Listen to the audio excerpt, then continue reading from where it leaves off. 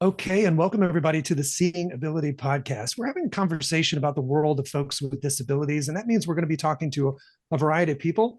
In some cases, it's adults who grew up with a disability. We're going to talk to a lot of parents raising kids with disabilities, and then a variety of wonderful people that support this community, whether it's folks working in healthcare, in education, or a lot of different nonprofits. And I'm always excited about my nonprofit spotlight episodes because those of you who know me know I'm a little bit of a junkie for nonprofits doing good things. And you're going to meet the folks with the Crawford Foundation here today. But as you know, we like to start off just talking as people with the Fast Four. Now, my good friends at Reliable Tech Help are the sponsors of the Fast Four. So for all your tech needs, reach out to them, 502-797-7399. Let's jump in with the Fast Four. Todd, Kaylin, first of all, welcome to the podcast. Thank you. Happy to be here. Thanks for having us. All right. So number one, we'll start ladies first. Kaylin, what is your favorite junk food? I'd probably say like pizza. Pizza. Todd? Pizza's a good one. Pizza and nachos. I like. Okay, pizza and nachos. All right, let's go with, if we were to look at a playlist, we'll say with you, Todd, what's a band or some music we would find? I have a pretty eclectic song list, but most of the time you'll find My Morning Jacket somewhere along those Okay, lines. very good. And So Kaylin, how about handful you? of their songs. I like Mumford & Sons, and I also like Pink, and I just went to her concert. So There you go. All right. Next up, either a book you've been reading, or if you want to say a guilty pleasure streaming show. Which one? How about you, Kaylin? guilty pleasure would be Yellowstone right now. There you go. Todd? I just started a book called The Maniac. It's about the kind of like along the lines of the Oppenheimer movie storyline about the creation of the atomic era. Just started it. I don't know if it's good or not, but it's got great reviews so far. Okay, sounds promising. And last but not least, we'll stay with you, Todd. A bucket list destination, vacation getaway that you'd like to go to that you haven't yet. I've been trying to plan to get to Yosemite National Park for the last few years. We had a vacation planned right when COVID was starting, and it got canceled. And I've been wanting to go ever since. So Yosemite. Oh, I can see the heads nodding of the listeners to say, yeah, we had a vacation that got canceled too. Okay, we'll hope for Yosemite in the future. Kaylin, how about you?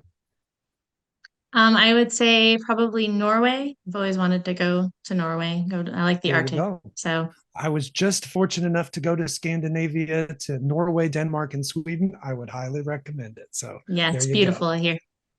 Well, we're so glad to have you guys here, and we're going to talk a little bit about the work of the Crawford Foundation. And Todd Crawford is the founder of that. And you're going to hear a little bit about his story later. But focus a little bit more on Kaylin because she's a busy mom and she's got somewhere to be today. So we'll start with her. So for those who haven't met you and your family, tell us a little bit about how you became a member of this club. I have twins. They are now 9 years old. They were born early, about 2 months premature, but healthy for the most part. And my son started showing signs of something not being right, in pain a lot throughout his entire kind of infancy. And we kept getting him tested for different things. And finally, we found at 14 months old. So we tested for a lot of different things, different genetic um, diseases and whatnot. And he ended up having a tumor in his spine. And it was a thoracic tumor, so T2 to T8. And it was very, very big for such a little guy and causing him a ton of pain. We had 3 days in the hospital where they observed him and then they resected the tumor. He was able to walk, well, not walk, but he was pulling to stand and he was cruising, but his muscles were very weak. So he was already starting to become paralyzed, I think. But he has not complete paralysis yet. But the resection of the tumor caused the paralysis. So he ended up paralyzed. Technically, he's T2 down, but when he first came out, he was splasted from like the neck down. And then he had worked back and we got a lot of the upper body back. So he kind of functions around a T5, T6 level. So he has like upper torso. So we kind of entered that world at 14 months. So he never really has any understanding or awareness of ever being able to do anything that his twin sister could do. So which is an interesting perspective to have, coming into this world. So Absolutely. And as a parent of two 9-year-olds, you're a pro at this, but take us back to that moment where you kind of had that fork in the road and that surgery and then that outcome. What was it like for you? I mean, that's not something any parent plans for. First, no. what was it like? And then how did you find a way to get kind of through that, all those emotions and all those feelings? So, because he was in so much pain for so long, and I was a mom fighting for my child, like literally, I was even fighting my husband for him to get the MRI because he had to be sedated for the MRI, and Sure. his family's all doctors, and they said, "Oh no, he doesn't need that," and but I knew what he needed. I knew he needed something. So finding out about the tumor, I mean, I remember we did an emergency MRI, or we went in for an MRI. And I remember the neurologist, he called up and got an MRI before Christmas. He's like, he needs to get this MRI in before Christmas. It has to happen. And so we got in, and we weren't even at the hospital. We were at one of the offsite MRI spots because we were living in Florida at the time. And so the doctor wasn't even there. And they called us in, and it was like halfway through the MRI, and I'm like, they found something's up. And so the doctor called me on the phone, and I remember him telling me, Miss McIntyre, we found a tumor. And I honestly got like I wasn't surprised. I wasn't even upset. I just looked at him, and I said, or look at him, look, yeah, said on the phone, I'm like, what do we do now? Like, what's next? Mhm. And he's like, well, we have to remove it, have to have surgery. And so then once that part happened, it was all about just keeping him comfortable. I mean, going from being in pain and losing function to getting that tumor out, and then having him survive that surgery because it was a massive surgery. Sure. So all of that was the hard part, for us. Um, he had his surgery on December 21st, which is the winter Mm. solstice. And we always look at that as the day of the darkness, when darkness turns to light. So we always look at when his darkness became the light. So his paralysis has never been a negative thing for us. It's always been that he survived. He could have Right. died. He had a syrinx above and below his tumor. So it could have, any point in time, that cyst could have burst, and we would have a very different child than we do now, if no child at all. Yeah. So we have a different story and a different perspective than, some injuries. And so we've always been grateful, but there is an acceptance part that comes along with that, of especially as that child grows and develops, and it can't do the same things that his twin sister can do, for instance. I mean, it was a Absolutely. direct Yeah. comparison all the time. Um, but I had this parent that I met through another therapy program, who gave me probably the best advice I've ever gotten. And it's the advice that I will always give every parent. And it is you can't move on, and you can't look positively at anything until you accept that your child has an injury, accept that Mm. your child is paralyzed. Doesn't mean you stop fighting. It doesn't mean that your child's not going to get better and make improvements and grow. It just means you have to accept that it's there, and then you move forward. You can't move Mm. forward until you have accepted it. And I honestly, I didn't realize that I hadn't accepted it until she said that. And I started to kind of Yeah. reflect on how I was acting. And um, you kind of you don't we didn't wallow. We were so grateful. We fought every day. We went to therapy all the time. Yeah. But I didn't accept it until things got a little further along the lines of just understanding that he is this perfect little human being. And what I've realized is we would not be the people we are today without his injury. He would not be Right. the person he is. His sister would not be the person she is without his spinal cord injury. We live where we live right now. We have the friends we do because of that. My children's perception of the world is so different than their friends. Um, Right. and they're surrounded by people with disabilities, and they never look at someone who is different and notice their differences anymore. And it's kind of this beautiful thing that we get, this gift that we've Yeah. gotten with his spinal cord injury, that we get to see the world a different way. It's like Yeah. we get to look at it from a different angle. And I don't know, it's kind of this beautiful advantage that we have, and we get to impart it upon other people. And I think if you can take and you can look at, it's not always fun. There are so many challenges, and we Sure. still have challenges. And the stuff I share on Facebook or social media makes our life look like it's wonderful, even like news stories. But there are a lot of things that are hard and horrible, and my son will cry because he can't do things. But we always try to remember that we are so happy to be where we are, and there are people that have it worse than us, people that have it better than us, and it's just accepting where you are and always trying to look forward and find that silver lining of each situation you're in. I love you sharing that advice, and so glad that you got it. Me That too. that piece of being able to accept it first. But then I think what you share is so valuable for our listeners, of that idea that, like, you and your family, you just kind of see the world differently, and you probably Mhm. wouldn't have seen it. It's almost like somebody gave you a pair of glasses where you kind of see the world differently, a different filter, Yep. if you will, because of Yep. this experience. So that's beautiful. Thank you for sharing that. Mhm. So once you kind of got through that piece, you, like every parent, you're working to craft a life for your kids. Tell us a little bit about the lifestyle you guys have been able to create. Because I think before we got on the air, you were talking to me about the variety of things that Malcolm is able to do, and Yeah. your determination to give him as a full and enriched of life as possible. Sure. So I will tell you that I'd like to bubble wrap him if I could, because he's shockingly has not really hurt himself only once. He's slipped his wheelchair a few times, but he is a crazy 9-year-old boy that I would love to bubble wrap. Um, and I was a helicopter parent for a really long time, and I still am. But for both of my kids a little bit. But we one of the things we have done is try to just make sure that he's always still a part of his school community or his friend group, or however we make it be. Like it's harder, it's different. He can't go out in the field the same way some kids can and play football, but he can, and we find ways to do it. And one of the things I realize is that these kids actually self-modify, which is really, Mm. really beautiful thing. He'll be playing, and I've realized that they've changed the rules of tag because he can't do certain things. So they make a rule for Malcolm, and Malcolm has his own tag rule.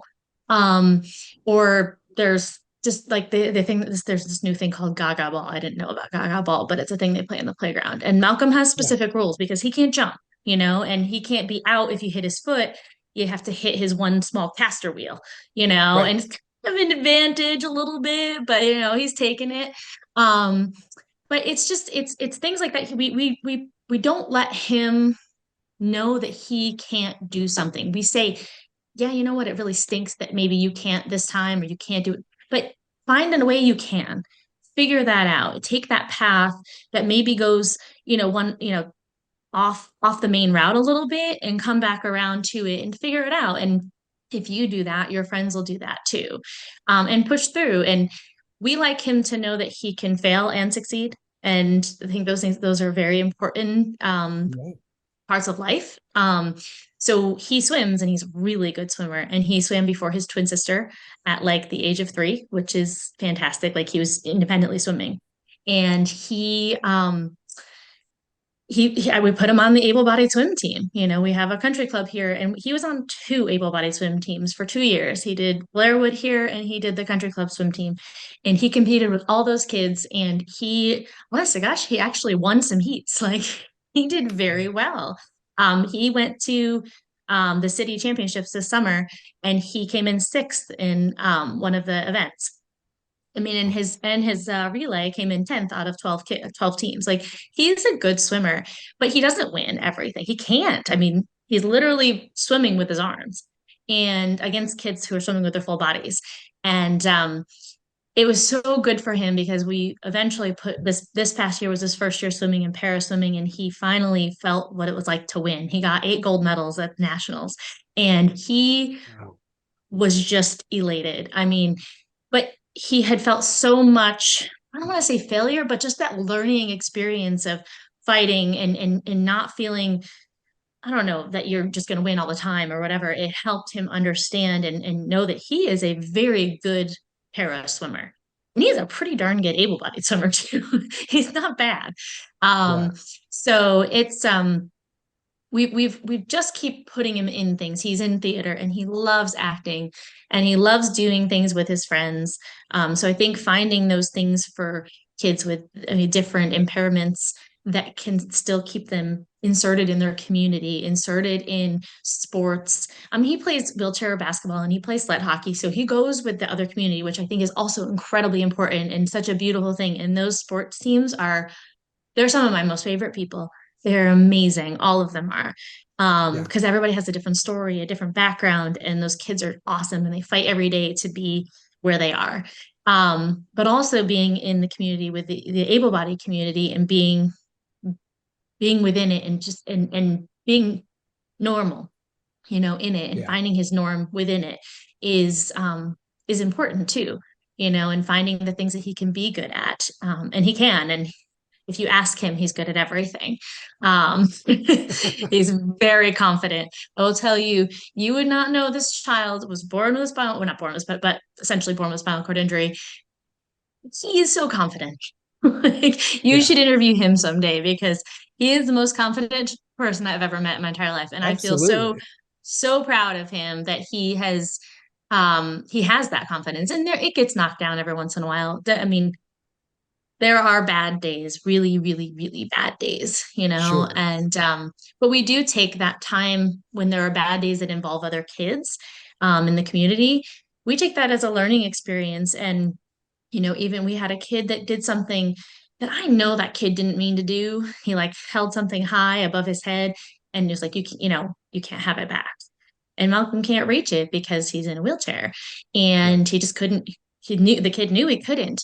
But that I talked to that mom and told that mom what happened. And she talked to her son and she's like, do you know what happens when you hold a ball above a kid's head who's in a wheelchair and can't reach it? He's like, yeah, he's like, he can't reach it. I'm trying to keep it from him. She's like, yeah, but she's like, but you're saying you can't reach it because you can't stand up. And his face just changed. And he's like, well, that's not what I meant.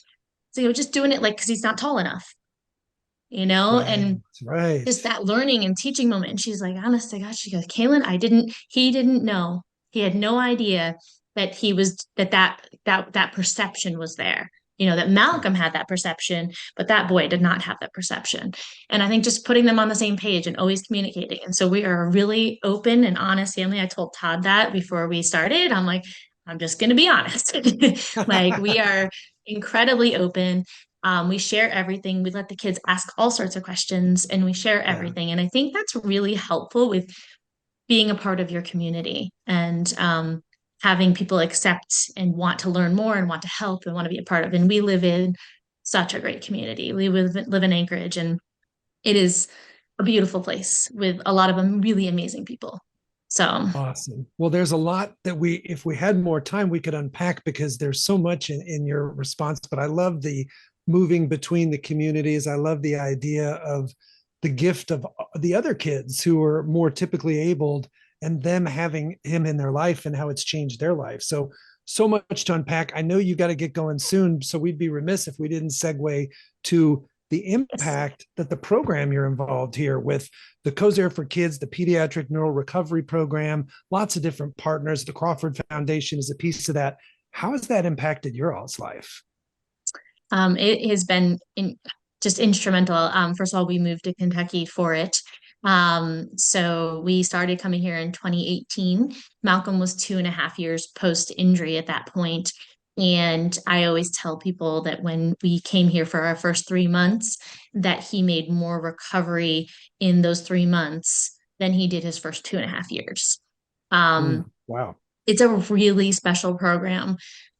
We've always believed in recovery. I mean, our neurosurgeon believed in recovery too. We did not have one of those neurosurgeons that was like, oh, your child's never going to walk again.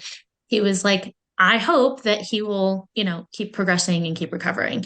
And so we have a positive story, and so we came into this where their program is very much so about recovery. And especially kids. Kids are so neuroplastic. Like, it's Mm-hmm. fantastic. We can change. We can grow. We can help them. And Malcolm has gained so much. He because he's a T2 injury, he has neuromuscular scoliosis, and his curve is actually less than it was when we started, which Wow. is unheard of. So that alone, like people always ask me, do I want him to walk? Of course, I want him to walk, but more importantly, I want him to live a happy, healthy life. And keeping him from getting scoliosis is probably one of the biggest parts of that. And I think that the pediatric neuro recovery program, which we often refer to as Fraser, is just instrumental in that for most kids. And, you know, I may not work for every single child, but it has definitely worked for mine and many, many kids that I know. And we had such a great first couple of times that we came here that during COVID, we actually just moved here because my husband ended up being remote working. He was active duty. He's now retired. And so we moved out here and it's been life changing. I mean, we don't go to therapy year round. That's not our style. We let him do theater and we let him do basketball and we let, you know, whatever. But he'll go for about, you know, between 3 and 6 months a year. He'll go to therapy. And then the rest of the time he's a 9-year-old boy who gets to do what he wants to do. So, but it's been, I mean, we have been impacted by the different programs that that provide funding or support. And I've been friends with lots of those people. I've made friends with lots of those people that have had support specifically from Todd and his foundation, and then Cosair and all the different foundations, and just the impact that has on their ability to come here, because some of their, unfortunately, insurances don't cover it, which is incredibly frustrating. So, but I mean, literally it's been life-changing for us. Well, I know one of your many jobs as a mom is Uber driver and chauffeur, and I think you've got to go pick up some kids from practice. So I do. Thank you so much for being with us. I'm going to turn to Todd now, but thank you so much for sharing your story. I wish we had you longer, but I know you got to run. Well, thank you very much. I appreciate you letting me come on and talk about one of my favorite guys.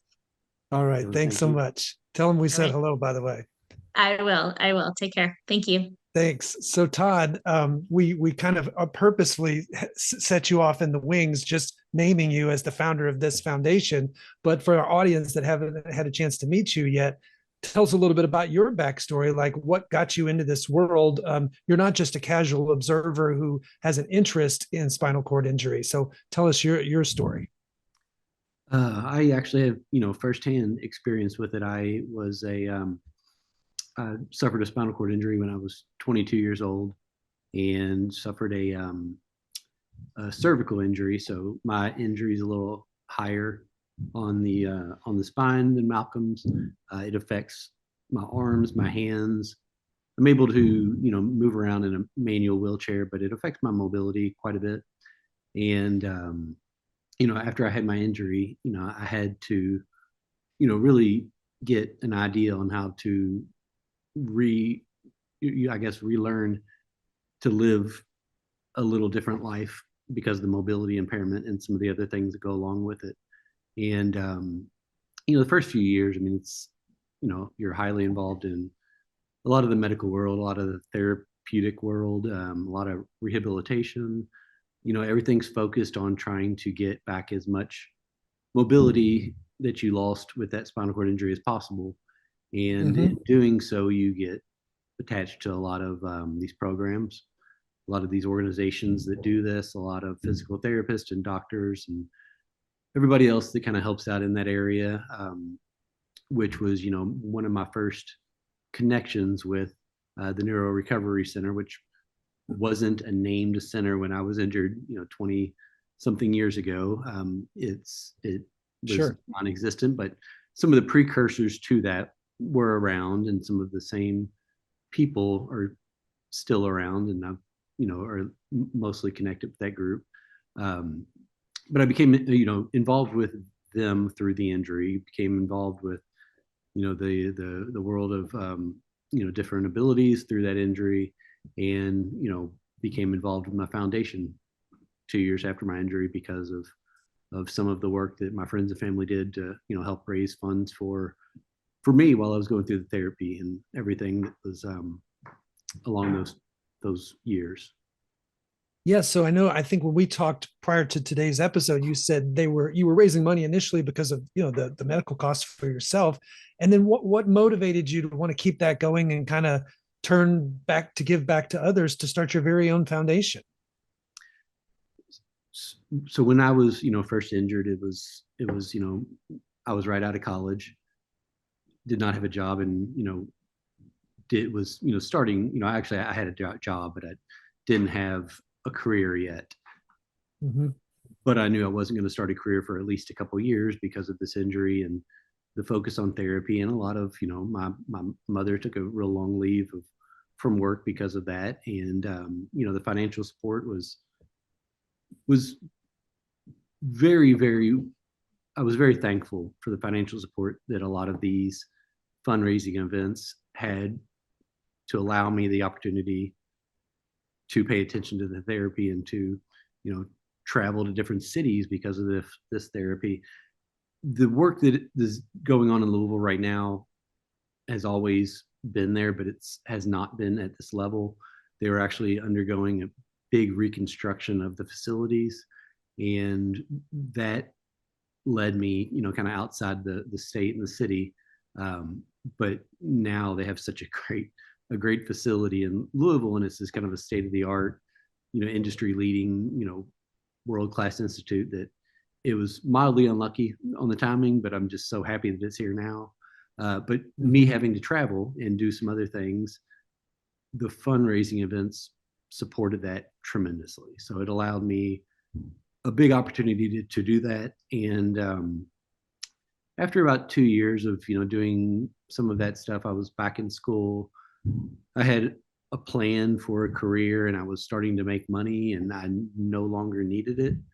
But it was such a welcomed, and I was so thankful for it all, that we just kind of kept the momentum going with the events, and just kind of parlayed them into, well, we're not raising money for Todd to be able to do therapy and stay involved in that world any longer, but we are able to raise some money to do some other things. And our first two goals were, one was funding research. We wanted to find a cure.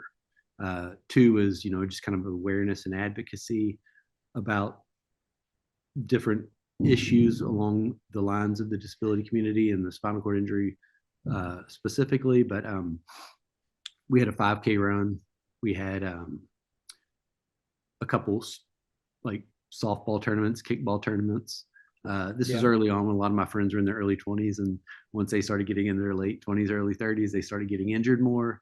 And we still did our 5K run, and we did that up until probably about 2019 or so. Okay. But we had a good decade of a lot of fun, nice fundraising events that allowed us to to raise a little bit of money to hopefully help out in other areas. Yeah, I love it. And I know today there's kind of multiple prongs of where your focus is with the Crawford Foundation, the Crawford Kids, the Crawford Scholars. Tell us about both of those. So with the Pediatric Neuro Recovery Center, there are two programs that have been named after our foundation, which is great. And I think they do two unique things that a lot of I guess kind of other funding sources just don't do at the time. We are a very small part of this program, but we have two small parts of that. One called the Crawford Kids and one called the Crawford Scholars. The Crawford Scholars, we help support, or I guess fund certain things to go along with the research side of things. So med students, PhD students, scientists that are working in this area, they can apply and qualify for grants that our foundation can help support. And we have the Crawford Kids, which kind of provides some flexible money for families that are bringing their children to this program, to this facility. And sometimes that has to do with travel. It might help with some living expenses. It's purposely kept flexible so that they can do what is needed to facilitate this program and their involvement in the program. So kind of filling in some of those gaps that maybe other things don't, that help them ease some of the burdens financially. We hope so. I mean, we try to keep, I have a tremendous faith in this team here. I have, 100% full trust. I want them to do whatever they need to do to help, certain families and people participate in this, because it's not a quick and easy thing to do. It's, like Caitlin said, it's months or weeks or years out of your life. And sometimes that's ongoing months and weeks out of your year after year. So it's something that is not insignificant in your time exchange. So being able to help support that a little bit has been awesome. It's been something we've been very proud of. Well, I want to thank you, because not everybody takes their life that you had a different hand dealt to you after age 22 and turns around and gives it to others. So finding the foundation and giving back, we're lucky that you're doing it. So thank you. I had a lot of help along the way too. So it's a lot of my friends and family have, helped out with the events, helped out with, the fundraising. It's in the community there that's just been able to, donate the funds, and the companies and the businesses that help support that. It's a good feeling being involved with people helping you help somebody else. So it's a nice system. Absolutely. And I loved having Kaylin on, because what a great thing to be able to be a part of the solution for families like hers. I mean, her attitude and her perspective on life and her energy was just contagious. So I know our listeners probably love that. And they're probably thinking, I love the work of this Crawford Foundation. Maybe I want to help out. So how do they find out about you guys? If anybody wanted to support the work you're doing, how would they find out more about the Todd Crawford Foundation? So we don't have any active events right now, but we have a Facebook page. You can search for us on Facebook. We have a website, toddcrawfordfoundation.org. We will be planning some new events for 2024. We are trying to plan a fundraising raffle for the end of this year. I'm not sure if it's going to fit in or not, but you should be able to find some information, toddcrawfordfoundation.org, or on our Facebook page.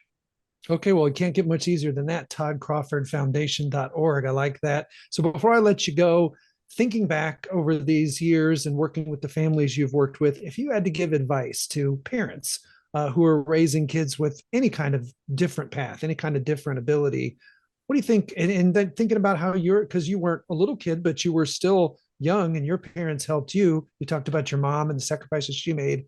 What advice would you give to parents on how they can best support their kids?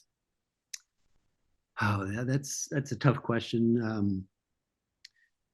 I think my mom was so supportive of me, still is. A lot of my family members helped out tremendously.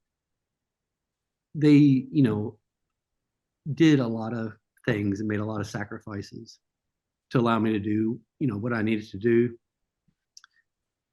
And, I think just encouraging that, or being there and understanding that things are a little different.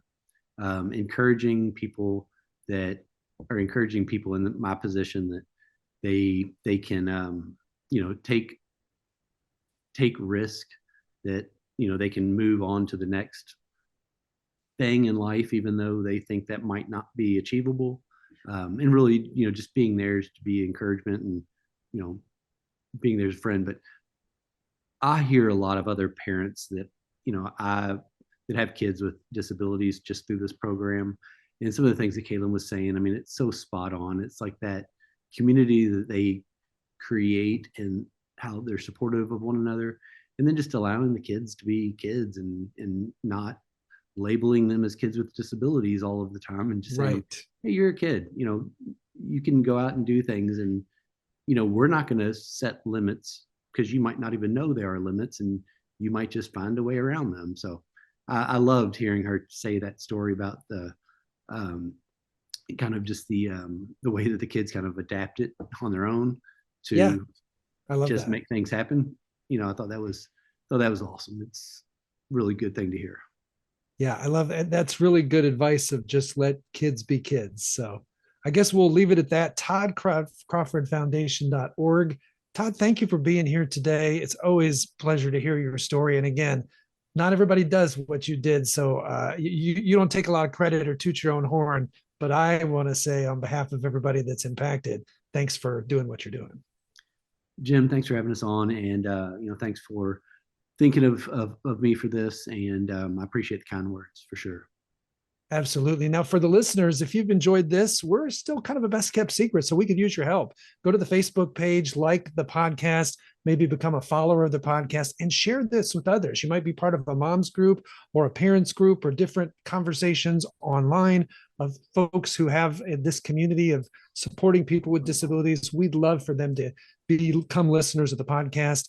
Also, if you have a story that you'd like to share, please reach out to me. Now, this particular episode is also underwritten by my friends at Redemption Roofing. So I want to give a special shout out to them, the folks over at Redemption.